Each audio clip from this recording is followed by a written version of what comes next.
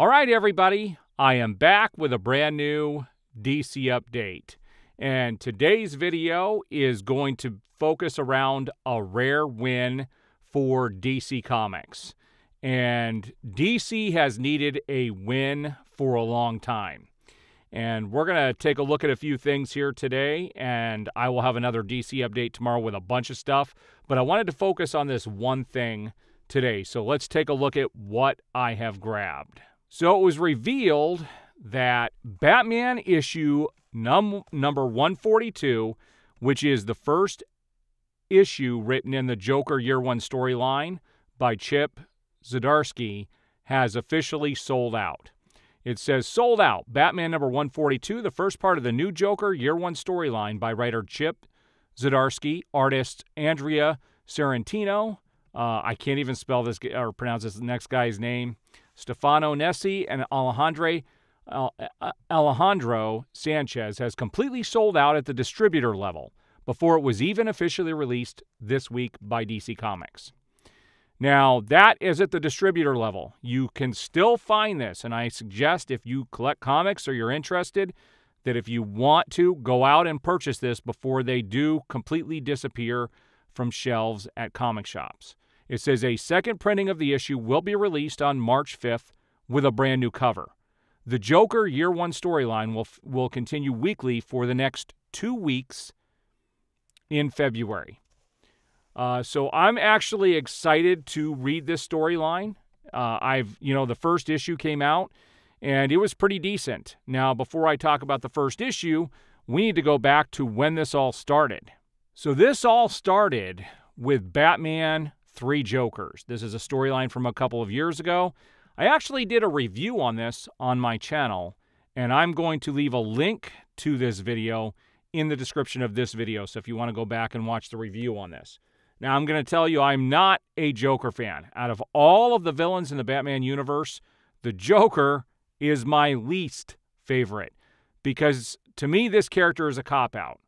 Because he's so unpredictable, you can make any storyline work with the Joker, which makes it, I think, too easy for writers to basically abuse the Joker. Whereas some of the other villains are more interesting, especially Mr. Freeze, especially because of him wanting to save his wife and just the emotional impact of that. So the Joker is my least favorite. Now, I actually did enjoy this story. There were some interesting things they brought up with Red Hood and some other things in here that I really enjoyed. I thought this was a well-written story, but it did leave us, understanding that there are 3 different Jokers roaming around. And they haven't really gotten back to telling this story. They've mentioned that there are 3 Jokers numerous times, but they never really dug deep into this particular storyline. That leads us to issue number 125 of Batman. And this is, you can see here on the cover, it says A New Era Begins. And this was written by Chip Zdarsky. Now, this is something I just finally got caught up on, and I will tell you that I really enjoyed this story. I talked a little bit about this in a previous video, but he introduced a brand new Batman villain called Failsafe in here. Now, I'm not completely... I didn't like how it ended, this particular storyline. I think it ran for 5 or 6 issues, the main part of this story. And I didn't like specifically how it ended. It left Batman going into basically another universe, and that's where the second chapter of Chip's story takes place, is where Batman is in a multiverse, actually loses his hand, is actually given a hand by a different version of Batman.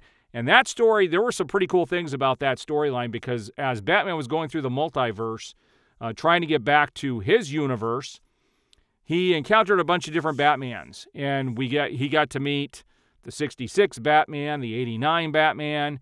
He got to meet also the Arkham Batman, also the Batman Beyond Batman, and, well, the Batman Beyond Bruce Wayne, and that's the Bruce Wayne that gave him this new hand. And when he gets back into our universe is basically where the Joker storyline starts, issue number 142. So this is part 1 of the Joker Year One storyline. And this issue is kind of confusing. It is jumping around timelines a little bit. And without the rest of the story, it's not going to make all the sense in the world. But from what I understand, this is just going to be 3 issues long, which I think is unfortunate. But part 1 did come out this last week. I have read it, and I'm eager to see how the rest of the story is going to go. Once the story is finished, I will do a formal review on it. But one thing I didn't like about the storyline so far is that Bruce Wayne is basically kind of going, I don't know if you want to call it insane, but he's created an internal version of himself, and I'm not going to give too much away for people who want to go read this story. But he's basically created an internal version of himself that actually created fail-safe to stop himself if he ever killed someone. And the beginning of 125 kicks off with everyone believing that Batman had killed the Penguin, and so fail-safe comes in to take Batman down. And the end of that is when he gets transferred into the multiverse, has to find his way back. When he gets back, this other version of himself that had created fail-safe comes out and actually kills one of the versions of the Joker. That's the beginning of this issue, is Batman's thinking back, and it goes back, and that's when it goes back in time to tell the story of how the Joker began. And there's some interesting scenes, and we don't know what they mean in this. We won't know until the rest of the story is told.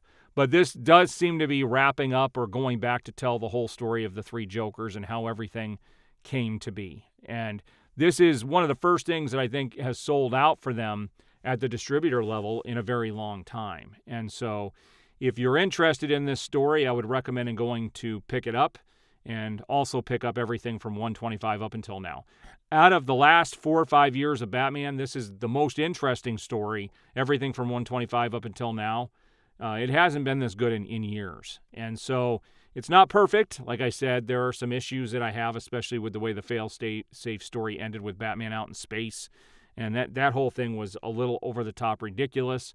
But outside of that, I really enjoyed what they did. The multiverse storyline, the second part of this was decent. I mean, it wasn't amazing, but I did enjoy it. And now I'm looking forward to seeing how this is all going to tie into the 3 Jokers. So it is a rare win for DC that this has sold out. And I did have, one person come into my comments on Twitter and say that they were able to find it in their comic shop. And if you can, go pick it up. And one thing I will tell people for people who don't, I will tell everybody, for people who don't know, sometimes, and most of the time, these second printings for these big stories like this in DC Comics do end up being worth a lot more money than the original cover and the original release. So the second printing, if you go back and look at the second printing for Hush, the first issue in that, it is worth a fortune. Not so, the first issue, the regular first printing, not as much. But they're still worth quite a bit, but not like the second printings are. So this is something you might want to put on your radar. So there you have it, guys. DC is doing something right to get people interested in what is going on. This is probably the most interesting thing that's come out of the dawn of DC so far. And I am eager to see where this story goes. Like I said, I'm eager to pick up the other issues in this and dive into it. But I think it's awesome that DC actually has a win under their belt right now, because they certainly need it. And I think this is going to drive people into comic shops for the next month or so. One of the things they did recently, too, is they retold the whole Death in the Family. Well, they didn't retell the whole story, but the issue where Robin actually got killed in comics back in 1988, they had redone that issue, and I think I have it sitting right here, as a matter of fact. Yes, issue number 428. Right here. I have it sitting here in my studio, as a matter of fact. So this I ended up getting off of, eBay, because my comic shop had sold out of them. I forgot to grab it and tell them to put it in my bag.